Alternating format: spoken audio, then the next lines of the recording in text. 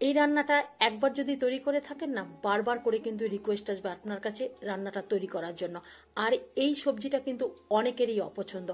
আর একবার যদি তৈরি করে থাকেন তাহলে গরম গরম রুটি, লুচি, পরোটা দিয়ে কিন্তু দারুণ লাগবে, ভাতের সাথে অসাধারণ লাগবে। নিরামিষের দিনে গরম ভাতের প্রথম পাতে এই একটা রেসিপি দিয়ে অনেকটা ভাত কিন্তু খাওয়া হয়ে যাবে। আর শীতের দিনে এরকম একটা রেসিপি যদি রান্না না করে থাকেন তাহলে কিন্তু আফসোস করবেন। আর এই শীত থাকতে থাকতে অবশ্যই তৈরি করে নিন এরকম একটা রান্না। তবে কিভাবে তৈরি করলাম সেটাই আজকে আপনাদের সাথে শেয়ার করে নেব। আশা করব আজকের তৈরি করা রেসিপি আপনাদের অনেক ভালো লাগবে।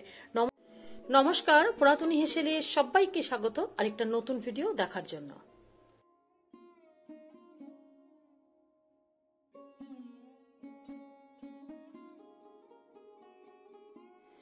দারুণ স্বাদের আজকের রান্না। তবে আমি রান্নার শুরুতেই আপনাদেরকে রিকোয়েস্ট করে নেব যে রান্নাটা আপনারা অবশ্যই তৈরি করে নিন। আর আজকে রান্নাটা তৈরি করার জন্য আমি এখানে ব্যবহার করেছি মূলো।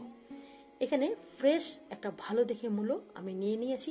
মূলো পুরো খুব ভালোভাবে আমি কিন্তু ধুয়ে পরিষ্কার করে নিয়েছি। এবার মূলো কেটে নেব। মূলোটাকে 4 টুকরো করে নিয়েছি। অল্প অল্প খোসা আমি বাদ দিয়ে নিয়েছি। একটু লাল খোসাগুলো রয়েছে, কাটার পরে যাতে দেখতে ভালো লাগে সেই জন্যই রেখে দিয়েছি। খুব ভালোভাবে ধুয়ে পরিষ্কার করে নেওয়ার পরে এবার মূলো আমি গ্রেট করে নেব। ছোট বড় অংশ নিজেদের পছন্দ মতন করে এবার মূলোটাকে খুব সুন্দর করে গ্রেট করে নেব। মূলো যদি খুব নরম হয় তাহলে গ্রেট করতে কিন্তু কোনো অসুবিধা হবে না। আর লাল রং খোসাটা হালকা একটু রাখার জন্য মূলো কিন্তু দেখতে ভালো লাগছে। এই অবস্থাতেই রেখে দেবো, মূলোতে কিন্তু নুন মাখাবো না। এবার রান্না করার জন্য গ্যাসে কড়াই বসিয়ে দিয়েছি, তাতে দিয়ে দিলাম সর্ষের তেল। এবার গ্যাস কমিয়ে দিয়ে তার মধ্যে পরিমাণ মতন করে আমি বড়ি ভেজে নেব। একটু নাড়াচাড়া করে বড়িটাকে খুব সুন্দর করে ভেজে তুলে নেব।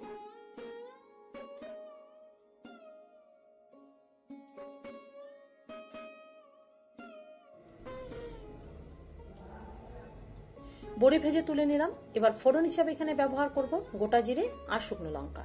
একটু নাড়াচাড়া করে নিয়ে খুব সুন্দর একটা গন্ধ বেরিয়ে আসবে। এবার এর মধ্যে দিয়ে দেব 1 মুঠো পরিমাণে মুগের ডাল। তবে সবকিছুই কিন্তু মূলোর আন্দাজ মতন করে ব্যবহার করবেন। এবার গ্যাস কমিয়ে ডাল একটু ভেজে নেব। খুব সুন্দর করে ডাল ভাজা হয়ে গেলে এর মধ্যে এবার অল্প একটু জল দিয়ে দেবো যাতে মুগ ডাল পুড়ে না যায়। অল্প একটু জল দিয়ে নেওয়ার পরে আমি এর মধ্যে দেবো স্বাদ অনুযায়ী কাঁচা লঙ্কা আর সামান্য অল্প একটু আদা। ভালো করে কিন্তু বাটিনি, একটু থেতো করে নিয়েছি। এবার জলের মধ্যে একটু মিশিয়ে দেওয়ার পরে আমি এবার এর মধ্যে দিয়ে দেবো 1/2 চামচ মতন জিরের গুঁড়ো, 1/2 চামচ মতন ধনিয়ার গুঁড়ো। তবে সবকিছুই মূলোর আন্দাজ মতন করে ব্যবহার করবেন।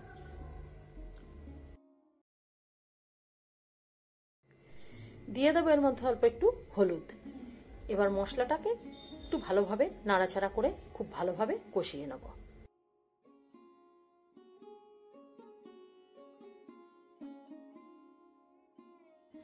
সব মশলাগুলো ডালের সাথে খুব ভালোভাবে কিন্তু কষিয়ে নেব। আর গ্যাস কমিয়ে এখানে রান্না করছি। খুব সুন্দরভাবে কষানো হয়ে গেলে আমি এর মধ্যে দিয়ে দেবো গ্রেট করে নেওয়া মূলো।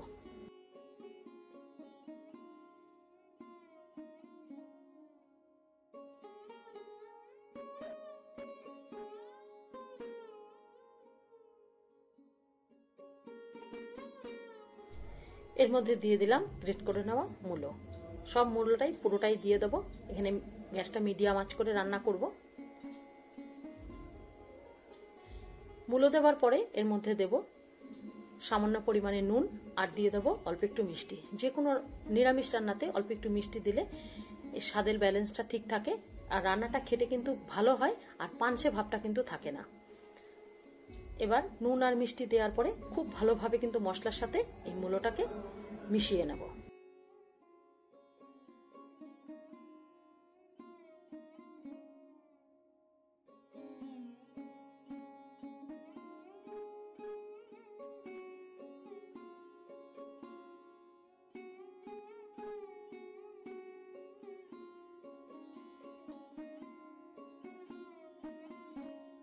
গ্যাস মিডিয়াম আঁচ করে রান্না করছি।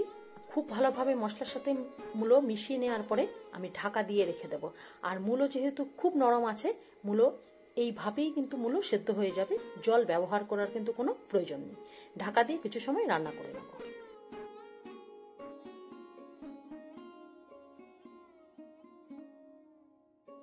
বেশ কিছুটা সময় রান্না করে নেওয়ার পরে আমি ঢাকা তুলে নিলাম। এবার দেখুন মূলো অনেকটাই কিন্তু নরম হয়ে গেছে আর মূলো থেকে কিন্তু জল বেরিয়ে এসছে। এইভাবে বার দুয়েক করে ঢাকা চাপা তুলে ঢাকা চাপা দিয়ে ভালোভাবে নাড়াচাড়া করে মূলো রান্না করে নেব।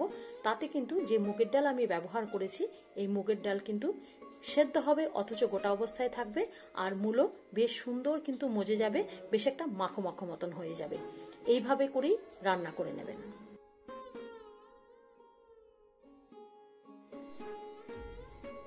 দুই একবার ঢাকা চাপা দিয়ে খুব ভালোভাবে মূলো যখন রান্না করে নিয়েছি আর মূলো থেকে যখন জল শুকিয়ে গেছে, নুনের পরিমাণ ঝালের পরিমাণটা খুব ভালোভাবে দেখে নেওয়ার পরে আমি এর মধ্যে ভেজে নেওয়া বড়ি দিয়ে দিলাম। বড়ি কিন্তু একটু ভেঙে দিয়েছি যাতে মূলোর মধ্যে সব কিন্তু খুব সুন্দরভাবে মিশে যায়। এই রান্নাতে সামান্য একটু তেল একটু বেশি ব্যবহার করবেন। আর এখন কিন্তু আমি আর ঢাকা দেব না, বড়িটা দিয়ে দিয়েছি, গ্যাস মিডিয়াম আঁচ করে রান্না করে নেব। বড়ি নরম হয়ে যাবে আর মূলো কিন্তু খুব সুন্দরভাবে কিন্তু একটু ভাজা ভাজা হবে, বেশ একটু মাখো মাখো হয়ে যাবে। সেই পর্যন্ত কিন্তু আমি রান্না করে নিয়েছি। এবার এর মধ্যে সবার শেষে আমি এর মধ্যে মিলিয়ে দেবো ফ্রেশ ধনিয়া পাতা। আমি এখানে বেশ অনেকটা পরিমাণে কিন্তু ধনিয়া পাতা ব্যবহার করেছি, খেতে কিন্তু দুর্দান্ত হয়েছিল। এবার ফ্রেশ ধনিয়া পাতা খুব সুন্দরভাবে মূলোর সাথে মিলিয়ে দেবো আর গ্যাস কমিয়ে ভালোভাবে রান্না করে নেব। মূলো থেকে কিন্তু তেল বেরিয়ে আসবে আর বেশ একটা সুন্দর মাখো মাখো মতন তৈরি হবে। এইভাবে আপনারা মূলোর এই ঘন্টটা তৈরি করে দেখুন, দেখবেন নিরামিষের দিনে দারুণ লাগবে। আর যারা মূলো খেতে পছন্দ করেন না তারাও কিন্তু এইভাবে খাবে। বেশ একটু সময় নিয়ে এই মূলো কিন্তু রান্না করে নিয়েছি। আপনারা নিজেরাই কিন্তু বুঝতে পারছেন যে খুব সুন্দর একটা মাখো মাখো মতন হয়ে এসছে আর তেল বেরিয়ে গেছে। এবার রান্না কিন্তু আমার হয়ে গেছে, আমি এবার ঢাকা দিয়ে রেখে দেবো, পরে বাটিতে তুলে নেব। আমার নিজের যদি পছন্দ না হয়ে থাকে তবে যে কোনো রান্নাই আমি কিন্তু আপনাদের মাঝে শেয়ার করি না। মূলোর এই রান্নাটা আমার ভীষণভাবে পছন্দ হয়েছে, সত্যি লোভনীয় হয়েছিল কিন্তু খেতে। গরম গরম রুটি, লুচি, পরোটা দিয়ে কিন্তু দারুণ লেগেছিল খেতে। আর এই রান্নাটায় সামান্য একটু বেশি তেল দেবেন, খেতে কিন্তু দারুণ লাগবে। তবে আমি রিকোয়েস্ট করব এই শীত থাকতে থাকতেই মূলোর রেসিপিটা তৈরি করে পরিবারের সবাইকে পরিবেশন করুন, দেখবেন সবাই কিন্তু ভীষণ প্রশংসা করবে। যদি আজকের এই রান্নার পদ্ধতি ভালো লাগে অবশ্যই বাড়িতে তৈরি করবেন। ভালো লাগলে লাইক করবেন, শেয়ার করবেন, কমেন্ট করবেন আর আমার চ্যানেলটিকে সাবস্ক্রাইব করবেন। এতক্ষণ আমার সাথে থাকার জন্য অসংখ্য ধন্যবাদ। ভালো থাকবেন, সুস্থ থাকবেন। নমস্কার।